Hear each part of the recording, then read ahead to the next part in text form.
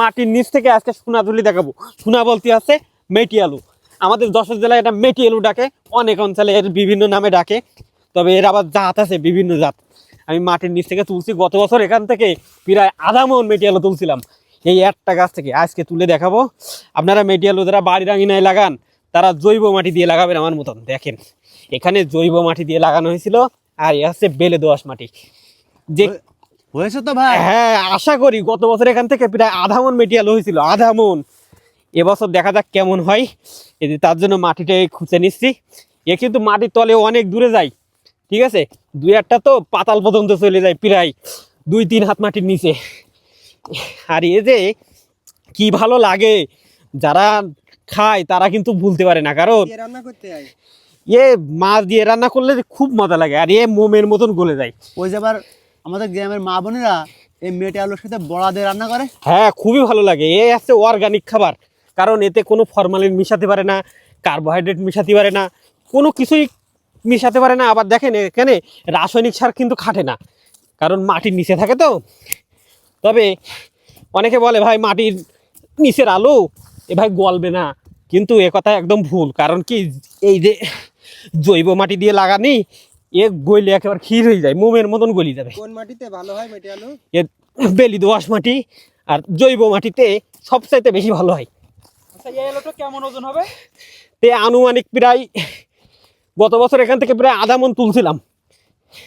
এবার তো মনে হচ্ছে 1 কেজি হবেন না ভাই। এবার দেখা যাক।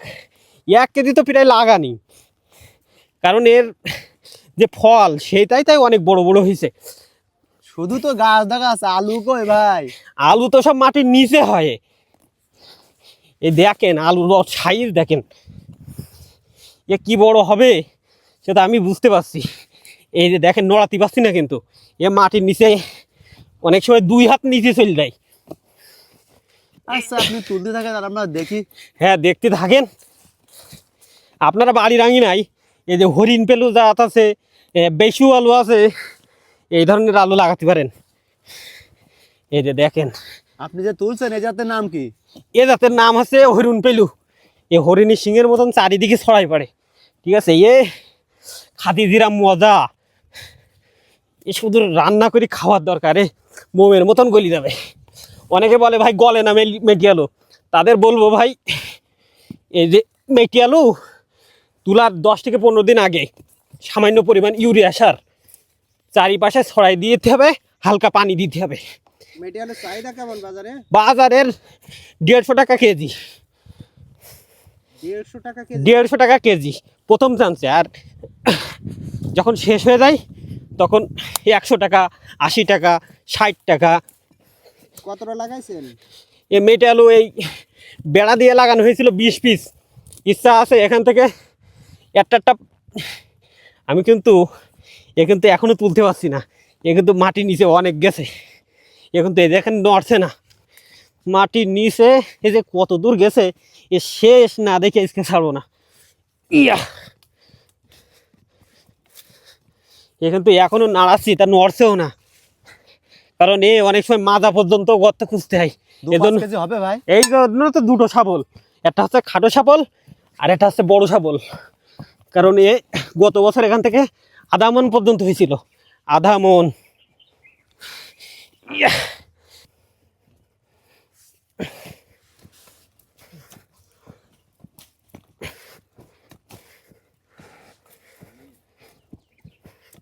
এক সময় মাঠ কি মাঠ, এই মেটে আলু বেড়ার গা দিয়ে মানুষ চাষ করতো গ্রামের মানুষের, এখন দেখা যায় না তেমন। এখন মানুষটা অর্গানিক খাদ্য খাবার খাচ্ছে না, মানুষ খাচ্ছে সব ওপরে বেগুন যেগুলো স্প্রে করা, কিন্তু এগুলো কোনো স্প্রে নেই, সার নেই, কীটনাশক নেই।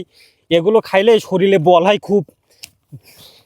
আর মেন কথা, এ খাই অনেকে হজম করতে পারে না, কারণ কি এতে শক্তি বেশি, এতে প্রচুর শক্তি। ওল, মেটে আলু, আবার হচ্ছে মাটির নিচে যে সমস্ত জিনিসগুলো হয় সেগুলোকে অর্গানিক খাদ্য খাবার। এই তো মাটির নিচে অনেক দূর চলে আসলাম, প্রায় 1 হাত গর্ত করা শেষ, তারপরে শেষ আমি এখনও দেখতে পাচ্ছি না, এখনও অনেক গেছে মাটির নিচে।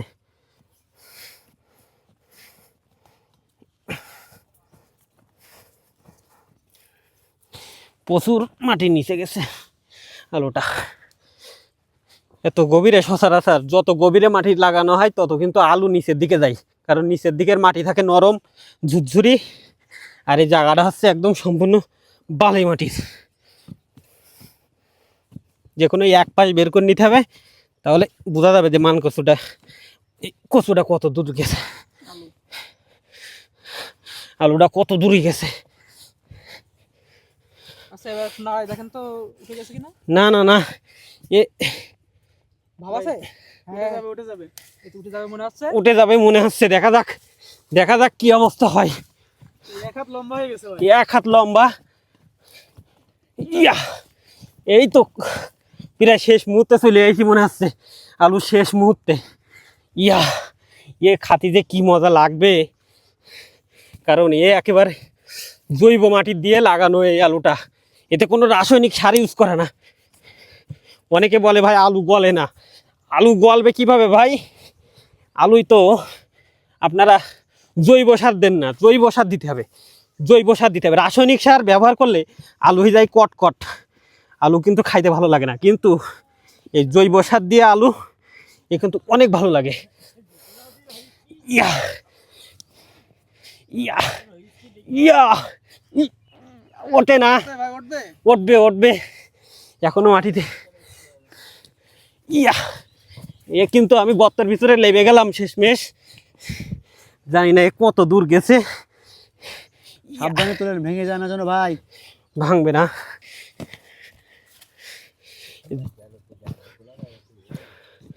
এ অনেক দূরে গেছে।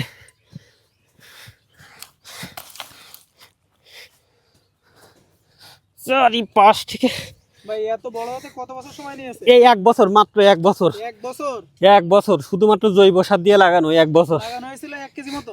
লাগানো হয়ে গেছিল 500 গ্রামের একটু বেশি, শুধু একটু মুখ, শুধু একটা মুখ লাগানো থেকে শুধু একটা এখন তো আনুমানিক 10 কেজি হয়ে যাবে মনে হচ্ছে। আশা করা যায় তার বেশি হবে। বেশি হবে। হুম, দেখেন আমাদেরকে তুলে আমরা একটু দেখি। ইয়া, সাবধানে তুলেন, ভেঙে গেলে আবার বিক্রি হবে না, চাহিদা করে না অনেকে। হ্যাঁ অনেক সময় এই আলু ভেঙে গেলে চাহিদা করে কম। আগে নজর পছন্দ করতে হবে মানুষের, তারপরে আলুর দাম পাওয়া যাবে। ইয়া, এটা কত দূরে গেছে কিছুই তো বলতে পারছি না।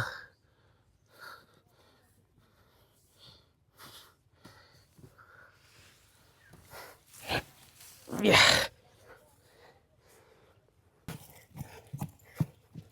ভাই আর কতক্ষণ লাগবেন নাকি? ভাই বাম্পার মনে আছে বাইদি গেছে ভাই, এ মনে আছে মাটির নিচে প্রধানত আলু যায় কম, কিন্তু এই আলুটা যে এত বেশি গেছে আমি আগে থেকে বুঝতে পারিনি। কারণ এই আলু গত বছর ওপরের দিকে ছিল, কিন্তু এবছর মাটির নিচে বেশি গেছে, নড়ছে কিন্তু বের হচ্ছে না।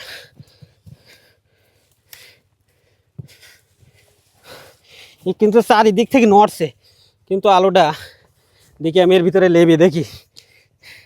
ইয়া ইয়া,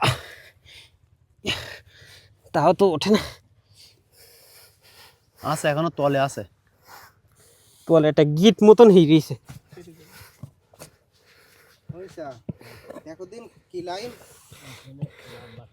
ও এটা কি, এটা ইট মনে আছে নাকি? না ও আলু। না আলু না, আলু না মানে শব্দ হবে? ও হ্যাঁ, কুল গাছের শিকড় গে, শিকড় আটকে না? শিকড়ে আটকাই গেছে। তাহলে তুমি জোরে টেনে তুলতে পারো? এই লম্বা সামান্য উঠি।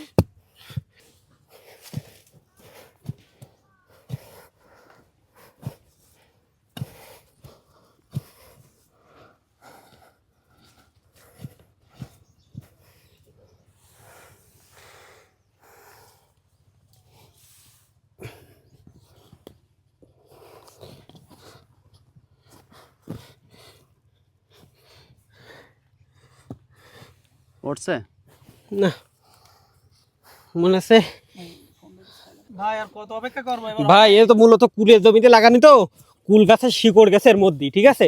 তা না গেলে এই আলু কত যে ওজন হইতো তার কোনো ঠিক ছিল না। কিন্তু ইয়া উঠে যাচ্ছে কিন্তু আহ, এই যে এ তো গরুর মাথা ভাই, এ কি অবস্থা! তো অনেক বড়। এ খাদি যে কি মজা লাগবে, যে খাবে সে কোনোদিন এই আলুর কথা আর ভুলতে পারবে না। কয় কেজি এ হবে? কি অবস্থা! এ 15-20 কেজি হয়ে গেছে। মাটির নিচে তেলের জিনিসটা বিশাল ভার হয়, মানুষ বুঝতে পারে না। হ্যাঁ বাবা, এই যে দেখেন, এই সুতা যদি শিকড় না দিত এই আলু যে কত মোটা হইতো, মানে এইভাবে মোটা হইতো, কিন্তু এই সুতা চলে গেছে শিকড়। এই আলুটা তাহলে বাজারে দাম 1500 টাকা।